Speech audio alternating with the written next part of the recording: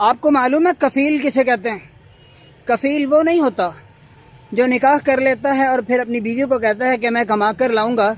اور خود بھی کھاؤں گا اور تمہیں بھی کھلاؤں گا، میں تمہیں بھی لباس پہناؤں گا اور خود بھی لباس پہنوں گا، میں تمہیں بھی گھر دوں گا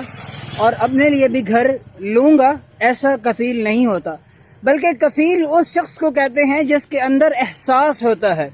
جس کے اندر خودداری ہوتی ہے، جس کے اندر وفا ہوتی ہے، جس کے اندر محبت ہوتی ہے، جس کے اندر ایثار ہوتا ہے، قربانی ہوتی ہے۔ کفیل وہ شخص ہوتا ہے جو آپ کے جذبات و احساسات کا پوری طرح خیال کرتا ہے۔ آپ غمزدہ ہیں، آپ دکھی ہیں، آپ پریشان ہیں، اسے کہنا نہ پڑے کہ میں پریشان ہوں، میرے دل کی یہ کیفیت ہے، مجھے یہ پریشانی ہے، بلکہ وہ آپ کی کیفیات کو اچھے طریقے سے سمجھنے کے بعد ان کو دور کرنے کی بھی صلاحیت رکھتا ہو۔ وہ آپ کے غم میں آپ کا ساتھی ہو، وہ آپ کا غم گسار ہو، وہ آپ کے دکھ درد کو سمجھتا ہو اور اس کو مٹانے کے لیے کوشش بھی کرتا ہو، وہ نرم لہجہ رکھتا ہو، وہ آپ سے نرم گفتگو کرے، اچھی گفتگو کرے، اچھا اخلاق رکھے، وہ حسن سلوک سے آپ کے ساتھ پیش آئے، کے پاس بہت زیادہ کچھ نہ بھی ہو خرچ کرنے کے لیے، لیکن